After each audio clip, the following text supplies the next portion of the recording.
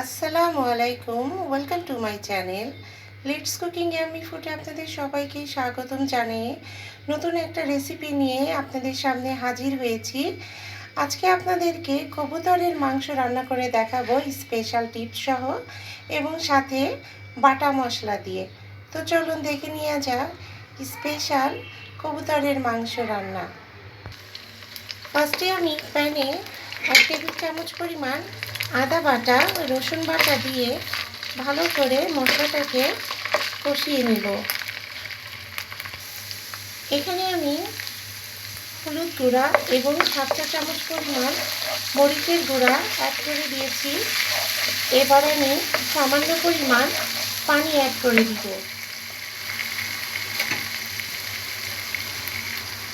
একদম সামান্য পরিমাণ পানি অ্যাড করে দিয়ে এবার মশলাটাকে ভালো করে কষিয়ে নেব। এখানে আমি একটা টমেটো কুচি করে দিয়েছি এবং দারচিনি, এলাচ, তেজপাতা দিয়ে দিচ্ছি। দিয়ে মাংসটাকে এবার মাংসগুলো আমি দিয়ে দিব। কবুতরের মাংসগুলো আমি ভালো করে কেটে ধুয়ে তারপরে রেডি করে নিয়েছি। এখন আমি 1/2 চা চামচ পরিমাণ লবণ অ্যাড করে দিব।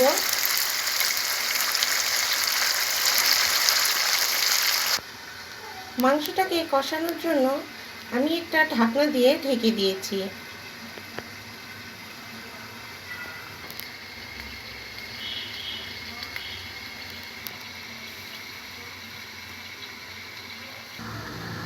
এখন আমি ঢাকনাটা তুলে দিচ্ছি। আপনারা যখন কষাবেন অবশ্যই ঢাকনা দিয়ে কষাবেন। এখন আমি দুটো পেঁয়াজ কুচি দিয়ে দিচ্ছি। পেঁয়াজটা দিয়ে আমি আবার ঢাকনাটা দিয়ে ঢেকে দিব।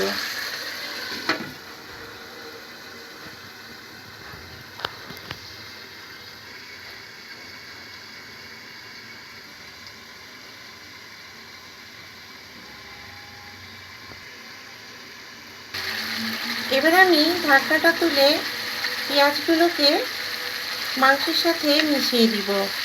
ফার্স্টে আমি ঢাকনা দিয়ে ঢেকে দিয়েছিলাম কারণ পেঁয়াজের যে ফ্লেভারটা যাতে মাংসের মধ্যে ভালোভাবে ঢুকে যায়। আপনারা এইভাবে কবুতরের মাংস রান্না করবেন, দেখবেন অনেক টেস্ট লাগে, অনেক মজা লাগে খেতে। কবুতরের মাংস এমনিতেই একটা হেলদি মিট, এই কারণে এইভাবে রান্না করবেন, আরও টেস্ট লাগবে। এ পর্যায়ে আমি 1.5 চা চামচ পরিমাণ ভিনেগার অ্যাড করে দিচ্ছি। এটা পাখি মাংস তো, এই কারণে এটাতে অবশ্যই ভিনেগার অথবা লেবু অ্যাড করে দিবেন, তাহলে এর কোনো ব্যাড স্মেল আসবে না। আমার কষাটা প্রায় অলমোস্ট হয়ে এসেছে। এখন আমি পানি অ্যাড করে দিব।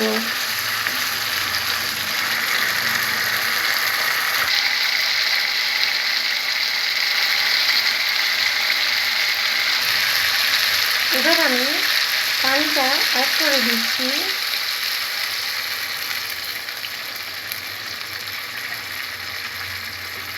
কবুতরের মাংসটা এমনিতেই হতে বেশি একটা সময় লাগে না, এই কারণে পানি অ্যাড করে এবার আমি একটা ঢাকনা দিয়ে ঢেকে দিব।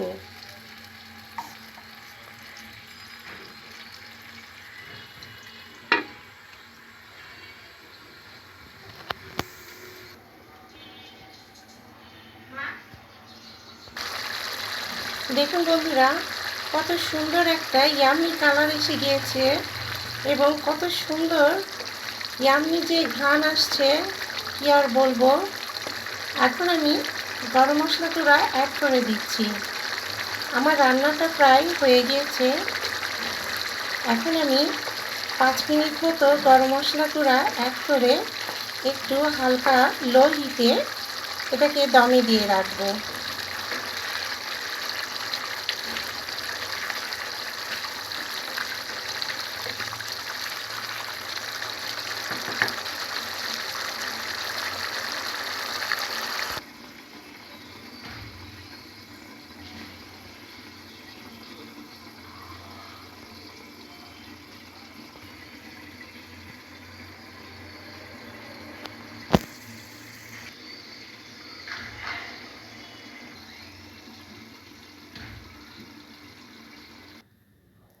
তো বন্ধুরা, তৈরি হয়ে গেল আমার মজাদার কবুতরের মাংস রান্না। অবশ্যই আপনারা বাসায় ট্রাই করবেন এবং কমেন্টস করে জানাবেন কেমন লাগলো আপনাদের এই রান্নাটা। তো ভিডিওটা ভালো লাগলে অবশ্যই লাইক করবেন, শেয়ার করবেন এবং সাবস্ক্রাইব করতে একদম ভুলবেন না। তো আজকের মতো এই পর্যায়ে আল্লাহ হাফেজ।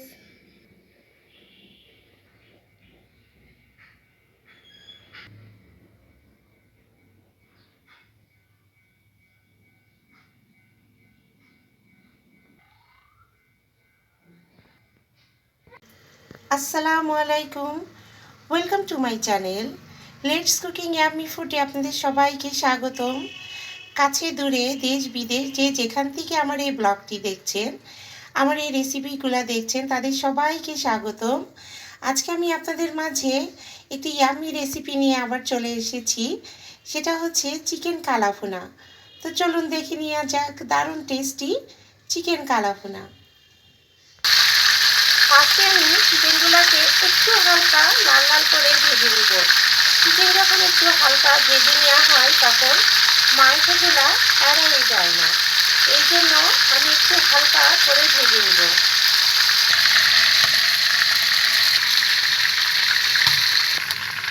এখানে আমি 1 টেবিল চামচ পরিমাণ আদা বাটা, রসুন বাটা, জিরে বাটা দিয়ে এবং 1 চামচ পরিমাণ হলুদ গুঁড়া দিয়ে ভালো করে মশলাটাকে কষিয়ে নিব। এখন আমি এখানে হলুদ গুঁড়া, হোমমেড মাংসের মশলা এবং মরিচ গুঁড়া দিয়ে ভালো করে মশলাটাকে কষিয়ে নিব। এখন আমি চিকেনগুলোকে দিয়ে দিয়েছি। এবার আমি 1/2 চা চামচ পরিমাণ লবণ অ্যাড করে দিব। এখানে আমি বড় বড় সাইজে 4টে টমেটো কুচি দিয়ে দিয়েছি। এখন আমি কাঁচা পেঁয়াজ এবং দারচিনি, তেজপাতা এবং লবঙ্গ দিয়ে ভালো করে মিশিয়ে নিব।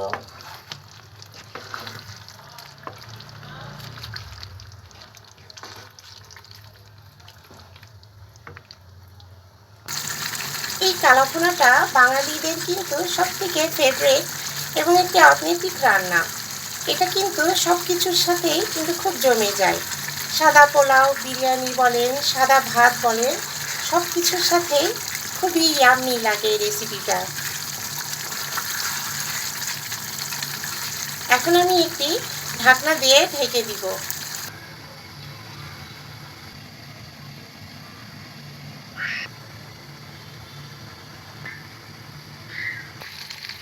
দেখুন বন্ধুরা, মশলাটা প্রায় আমার চিকেনটা বেশ কষে এসেছে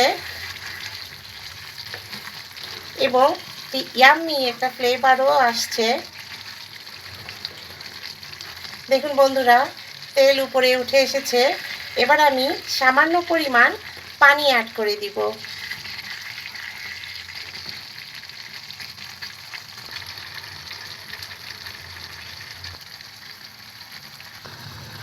দেখুন বন্ধুরা, এখানে আমি সামান্য পরিমাণ পানি অ্যাড করে দিয়েছি। এখানে আমার প্রায় 2.5 কেজি পরিমাণ চিকেন আছে। আমি এটাকে পানি অ্যাড করে দিয়ে এবার একটি ঢাকনা দিয়ে ঢেকে দিব।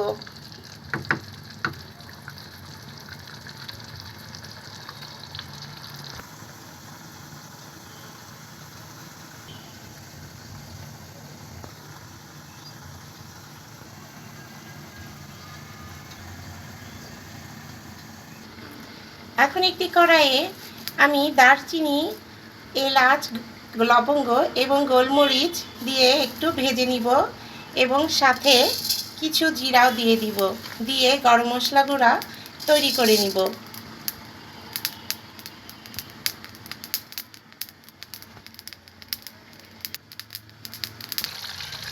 এখানে এবার আমি 1 টেবিল চামচ পরিমাণ মিষ্টি দই অ্যাড করে দিচ্ছি। এই মিষ্টি দইটা দেওয়ার জন্য এটা আরও টেস্টি লাগবে খেতে।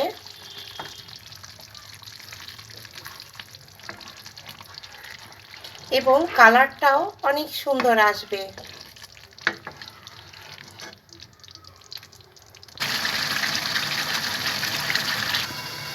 আবার একটি ঢাকনা দিয়ে 5 মিনিটের জন্য ঢেকে দিয়েছি।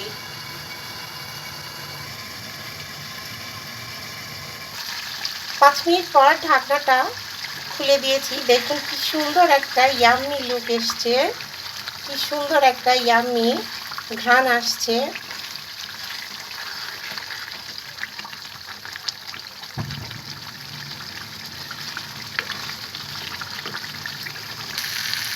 এখন আমি গরম মশলা গুঁড়া এবং পেঁয়াজের বেরেস্তা অ্যাড করে দিলাম। এখন আমি 1 চা চামচ পরিমাণ ঘি অ্যাড করে দিচ্ছি।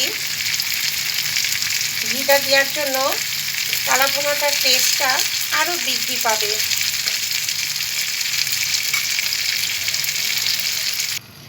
এ পর্যায়ে আবার 5 মিনিটের জন্য ঢাকনা দিয়ে ঢেকে দিয়েছি।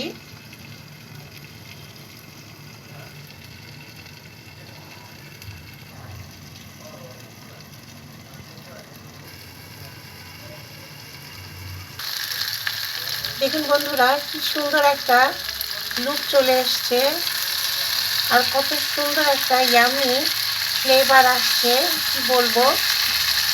এই কালা ভুনাটা কিন্তু আপনার পরোটা বলেন, নান বলেন, সব কিছুর সাথেই কিন্তু অসাধারণ লাগে খেতে। এটা শুধু গরম গরম ভাতের সাথে না, এটা সব কিছুর সাথেই কিন্তু খুবই অসাধারণ লাগে। খুবই ইয়াম্মি একটা রেসিপি, যেটা আমরা বাঙালিরা কিন্তু সবাই খুব পছন্দ করি।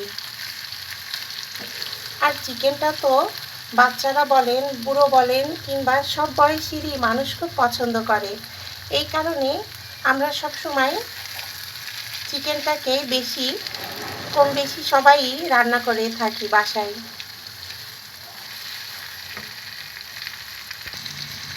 দেখুন বন্ধুরা, তো আমার রান্নাটা অলমোস্ট হয়ে গেছে। তো তৈরি হয়ে গেল আপনাদের দারুণ মজাদার চিকেন কালা ভুনা রেসিপি। এবার আমি 5 মিনিট ঢেকে রেখে তারপরে আপনাদের মাঝে পরিবেশন করে দেখাবো দারুণ টেস্টি চিকেন কালা ভুনা রেসিপি।